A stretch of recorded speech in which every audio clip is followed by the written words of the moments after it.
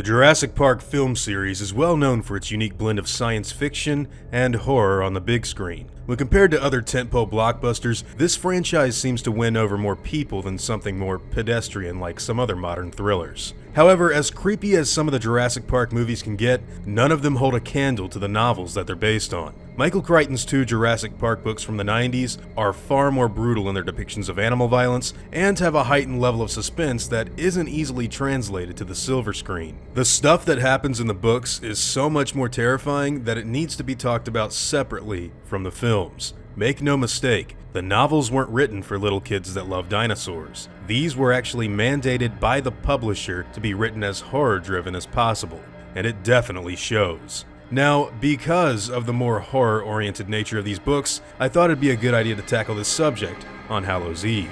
But I'm not going into this countdown alone. What's up, guys? Jacob here from DangerVille. How are y'all doing?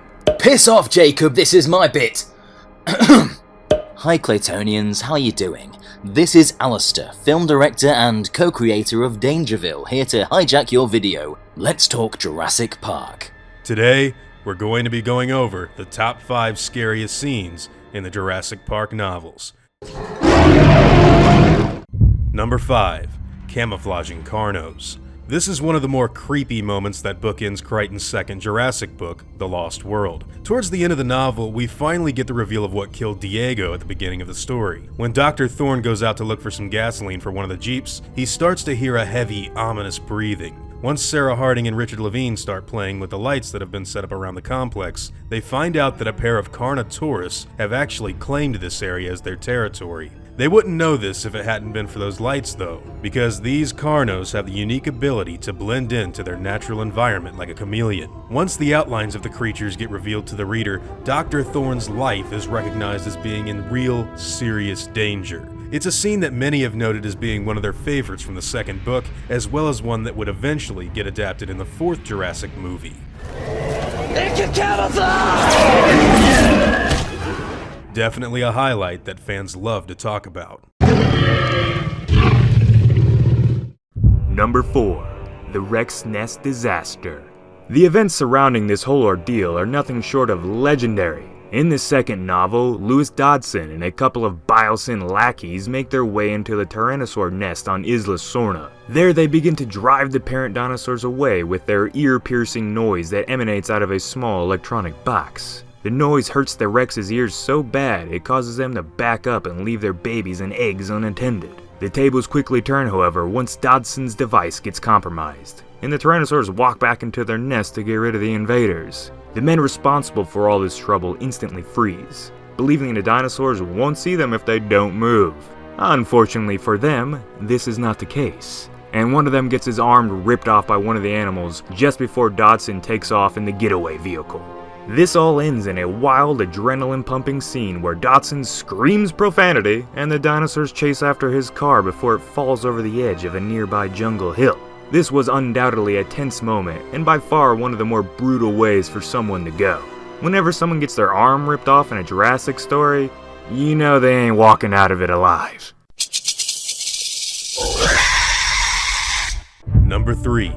The Death of Dennis Nedry. Now, I know that a lot of you that haven't read the novels will probably assume this one to be kind of questionable. Nedry's death in the movie is actually played for quite a few laughs, and the focus is more on the surprise of the Dilophosaurus popping frill than it really is anything truly terrifying that happens to the actual man on film. But the book gives a far more brutal end. You see, in the novel, the Dilophosaurus that kills Nedry is actually 10 feet tall. And after spitting into his eyes, it slowly walks over to the man and slashes him across the belly. After this happens, the programmer feels around his torso for what exactly happened to him, just before he realizes that he's holding his own intestines in his hands. After falling to the ground mortally wounded and terrified, he comes to another realization. He's actually fallen on the dinosaur's feet. And this is followed by the animal biting into the sides of Dennis Nedry's head and lifting him up into the air. The last thing we read is simply of the hope from Nedry that this will all be over soon. If you haven't checked it out just yet, I'd like to let you all know about the video that I did for the Gaming Beavers YouTube channel where I go over this scene in full. Make no mistake, it's definitely not something you saw in the 1993 original.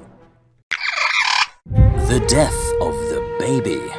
In the first Jurassic Park book, there is actually an early plot point that details the animal's escape on the mainland. At the beginning of the novel, a lot of compies have actually begun attacking children in Costa Rica, and one particular incident depicting this ended in a very unfortunate fatality. Once a newly born baby is left unattended in the room of a quiet little house, something truly terrible happens to the infant. When the midwife comes to investigate the strange chirping coming from the bedroom, it's too late. A trio of Compsognathus have already managed to bite into and eat the helpless baby's face. The way this scene is described to the reader makes it by far the most disturbing death scene in the entire franchise, and it actually makes me pretty adamant about the viewpoint I have on the movies. I am someone who is totally against the idea that human beings have to, quote, earn their deaths in the Jurassic Park movies, and a lot of my reasoning behind that happens to come from this and other similar scenes. I think when you listen to that particular criticism and apply it to your dinosaur movie, it takes away a lot of the suspense and scares from the adventure. If we stuck to the no good guys die clause that many people have begun to spread, I don't think we'd have many compelling thrills in the upcoming films. In my opinion, it should be a fair game for everybody. If you're a human being in the Jurassic Park story, you're on the menu, regardless of where your allegiances lie. Now, back to you, Clayton.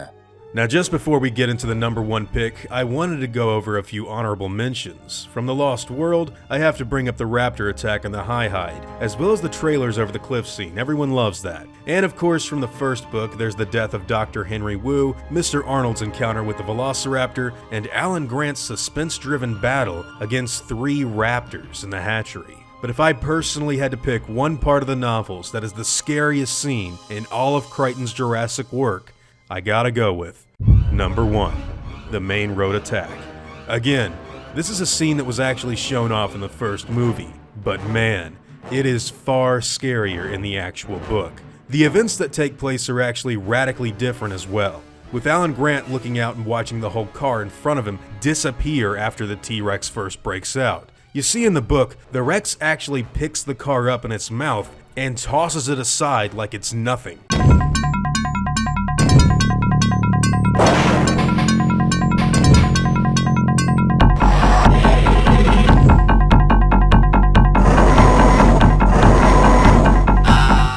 Ian Malcolm gets scared before uttering his famous book line of, "You know, at times like these, perhaps extinct animals should be left extinct, don't you think?" Before he runs out of the car in a frenzied panic. The T-Rex eventually catches up to him and throws him in the air like a rag doll. This forces Malcolm to be heavily medicated on morphine just before he straight up dies. Yeah, Ian Malcolm dies in the first book. Now they bring him back with some funny lines in the second, but still, this Rex attack was way more brutal on him than what we saw in the movie adaptation. Not to mention the description of a screaming girl being faintly heard in the darkness amidst falling rain and tyrannosaur roars is pretty suspenseful in itself. The T-Rex actually kicks Dr. Grant across the road after he stands motionless in front of it, and Tim blacks out after hitting his head in the Land Cruiser. You get descriptive dialogue of the dinosaur's claws screeching across the metal of the car, as well as the blood dripping from its jaws mixing with the rain. It's definitely one of the reasons that I highly recommend everyone read the books. I think every fan of the series needs to do themselves a favor and at least read each novel at least once in their lifetimes. I guarantee that you will undoubtedly not be disappointed. Now, for those of you that have read the books, what do you guys think are some of the scariest scenes in Crichton's Jurassic World? Do you agree with my list, or are there other moments that got to you even more than what I've listed here? Whatever it may be, I'd love to hear your thoughts about them in the comments down below. Now, before I go, I want to thank my game wardens, as well as all of my InGen executives. I'd also like to thank all of my park workers and InGen hunters as well. Words can't really express how awesome it is to have you guys tell me how much you enjoy the stuff I do, and I seriously am extremely thankful for everything that you guys do to help. Honestly, it means the world to me. Now, I'd like to thank you all for watching this video, and hope that you all enjoy today's content. If you feel like I deserve it, I'd appreciate the like and hope that you'll consider subscribing if you are interested in hearing from me again. I'll see you all in the next video, guys. And as always, take it easy.